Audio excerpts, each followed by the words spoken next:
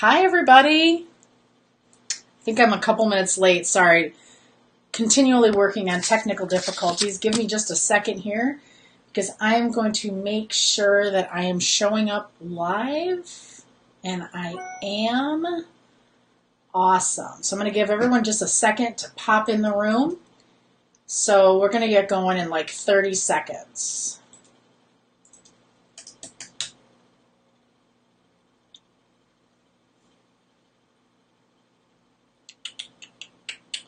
Hello, hello. If you are here, say hi in the comments so I know that you are here. And we're going to get going here in just a second. I think it's working.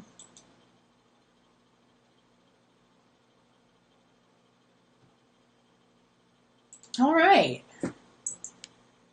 Mute on. Hi, Jojo. How are you? Cool. And just say hi, like I said, if you are here, and then I will know. Okay, so hi, my name is Kristen Morgan, if you are joining us for the first time, and I am I'm a registered dietitian. I like to call myself just an anti-diet dietitian, and I am running the 5-day Kickstart to a diet-free life challenge here in the hashtag Body Cred Cafe. So here we are on day 2. And tonight we are talking about something that I think is a struggle for people when they start to adopt intuitive eating, and that is like, how do I know what I want to eat and how much of it? Because we've been dieting for so long. So today's challenge was all about the hunger and fullness scale and how to rate yourself before and after each meal. And then it gave you a mindful eating exercise. Okay, and the mindful eating exercise was geared toward, and if you go back and read through it, it's basically when you do eat something, it takes you through each sense, and it asks you questions for trying to stimulate all your senses with that food. So in that exercise, you're sitting down with a food and you're going to really take it slow and really savor it. I'm talking you're going to enjoy that with every sense. So that's just a summary of what we did today. Now, for as far as tonight's topic, a lot of people have popped on the cafe and in my experience have told me that they are fearful. I have my tea here. They are fearful that if they are only listening to their body, that they're going to continue to gain weight because they don't trust themselves. Okay, they've always had a diet there to tell them what they need to be eating at X time. So it's like when you give people kind of free reign and freedom to choose what they're actually craving, and it can be very scary. It can be terrifying, actually, particularly so it's like, okay, go ahead. Now you can, eat what you want. And that can be hard. It's like, okay, what do I actually want? And I think a lot of people get stuck there as far as trying to figure out what they actually want. Okay. So I thought I would talk about this topic just a little bit more tonight because it's sort of an advanced thing, and there are some exercises to go through it. So basically, when you're eating, anytime we eat, we are seeking one thing, usually, and that's satisfaction. Okay, it's satisfaction in what we're eating, in our stomachs, with our emotions, with our meal. We are feeling and seeking satisfaction. So when I talk about intuitive eating and a non-diet lifestyle, all of this stuff really comes back to finding satisfaction. Okay, and satisfaction and pleasure are very important when it comes to your eating. I mean, we've been trained to think enjoying our food is a bad thing, or that it might be that we're doing something wrong. So I've got a study here I want to tell you about real quick, and it's very interesting. There have been studies shown on what's called an Epicurean lifestyle. And when I say Epicurean, Epicurean eating pleasure essentially involves, and I'm reading this right here, the ongoing appreciation of aesthetics, which is how food looks, their value, and their pleasure. Okay, so people who seek out food based on their pleasure and how it looks and what it symbolizes, that tends to correlate with eating smaller amounts of food. Okay, so when you seek pleasure from your food, you seek satisfaction, you stimulate your senses, studies have shown that over time, smaller portions are consumed. It's like, whoa, isn't that kind of what we're all seeking as far as like, but what that means is that these people are satisfied sooner than if they had eaten a bunch of stuff really fast or what they didn't actually want or unsatisfying foods. Okay, so it's also associated with higher well-being, but it's not, let me tell you, it's not associated, an Epicurean style of eating for pleasure and seeking satisfaction, and I'm talking true pleasure, like true satisfaction, it is not associated with a higher body mass index, which is like a higher weight. So that seems kind of weird, right? Like, how could you seek pleasure for food out of what you eat, but you end up being healthier and you have a lower body mass index, or you weigh less? It's because it all comes back to finding satisfaction in what you're eating. Okay, so if you've ever chose Diet Ranch instead of regular ranch because it has less calories, a lot of us are going to be not as satisfied, so we may eat more of the ranch or whatever. So it's that same concept. So I'm here to try to help you find satisfaction. So one of the things to finding satisfaction with what you're eating is you need to be able to excuse me, figure out what you want to eat and what you really want to eat. So when sometimes I ask people that, they're like, well, I don't know. So I'm here tonight to help you kind of figure that out. I've got some questions I want you to ask yourself, because if you continue on with this lifestyle, you're not going to be following a diet plan. Now, you can look at meal plans for ideas and things of that nature. That's totally fine, but I want you to build up the skills of being attuned to what your body is desiring. Okay, so I want you to, when it's time to eat, I want you just to take a second and you just need to sit back and ask yourself, what sounds good to me? And what I suggest you do is to run through the various senses, okay? Because eating is a huge sensory experience, okay? We've got the eyes, the nose, the mouth, the ears, like we hear foods, and how it feels, okay? So run it through, and so for example, what taste sounds appealing, and ask yourself things like, do I want something sweet or do I want something salty? And which grabs you first, okay? Do I want something that's more bitter or do I want something that's tart? Do any of those sound better than one or the other? And this is going to be different from meal to meal, okay? Or do neither of those sound good? So you have to really, a lot of times, just stop and take a deep breath and just slow down for a minute.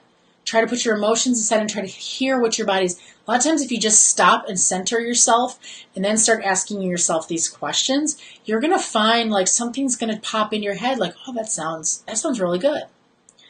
For example, this morning, I had that situation. I'm sitting there for breakfast. I'm okay, what do I want to eat right now? Okay, what am I wanting to eat? And I kind of ran through these questions. Do I want sweet or salty? I'm well, not sweet, I'm salty. Do I want something rich or airy? Sometimes I have rice cakes with peanut butter, or sometimes and I was you know what, actually, and what popped into my head was eggs, and I was oh man, that sounds really good. Boom, that was me kind of doing an assessment, and then it's going to come to you. It should come to you what might sound good, okay? So when you do decide, think about that. So run through every sense. Okay, so you can also, I want to make sure I can be heard here.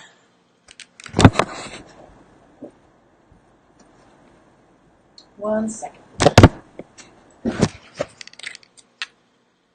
Okay, sorry about that. Okay, so sorry. So then, like, think about you. So you've thought about how something might taste. Ask yourself how something, like, what kind of texture do you want? So, let's say you want something, you wanted something salty. So think about texture. Do you want something smooth, or do you want something crunchy? What pops out to you? Do you want something silky or smooth, like pudding, or like soup, or do you want something chewy? So think about the textures as well, because sometimes we make choices based on texture. So we've covered our tongue, like the taste and the texture. Like, how about the aroma? Are you wanting something, like, are you not feeling that super great? So maybe you don't necessarily want something that smells strong, or do you want something that is potent? Do you want something that's like smells very herb-like, or do you want something that's very bland? So running through that. So again, we've got the taste and the aroma. Some people think about the temperature. So we're back on the tongue here. Do you want something that's hot or cold? Okay, I know that on hot days I might crave an ice cream cone or a lemonade or a cold glass of water. Like, what temperature are you thinking? Are you super hot so you don't even like want soup? Run that through your mind. What kind of temperatures? And how about the appearance? I mean, appearance can make a difference. Do we want something that's like bright and colorful? I know that there have been times where I wanted a fruit salad because I thought, like, you don't realize that the visual part of your food can make a difference. So, like, things are, when we look at something that's not appealing, that can be an issue. So think about what you might like to be looking at. And some days it might matter and some days it might not.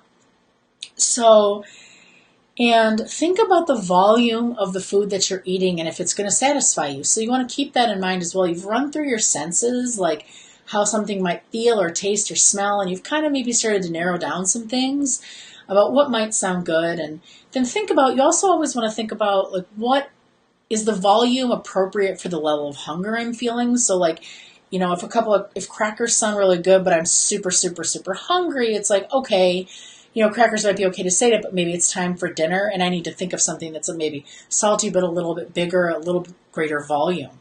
So that's something that you can kind of ask yourself.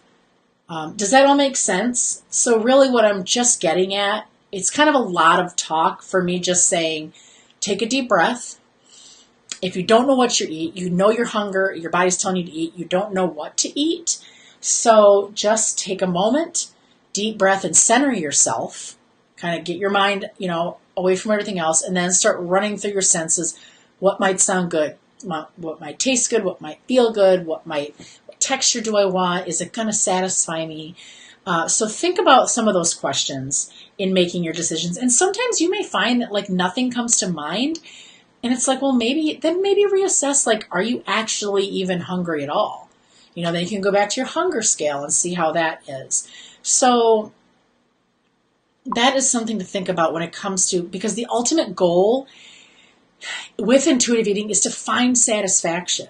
Okay, so if you want something salty and you end up eating, that's okay, Mary. We're probably close to done, but you can always run back and grab the replay. So if you wanted something salty and felt like that but you ended up having like a chocolate chip granola bar, you may not find yourself being satisfied because what you were truly desiring was something more savory and salty, but you filled it with something that was just there or randomly or was sweet. And that's when we run into trouble with overeating, is we're not paying attention to what our bodies are telling us in our stomachs, in our minds, like we're trying to fill a satisfaction with lower calorie foods. Not that, those are bad if that's what you really like you like the taste, but like, we're dancing around the one thing that really we need to stop the overeating and end the weight cycle is finding true satisfaction. And we're not going to find true satisfaction by eating like an entire bag of like Skittles because now I have permission to do it. That thing does happen, but it's more about slowing down. And that's where the mindful eating exercise comes in.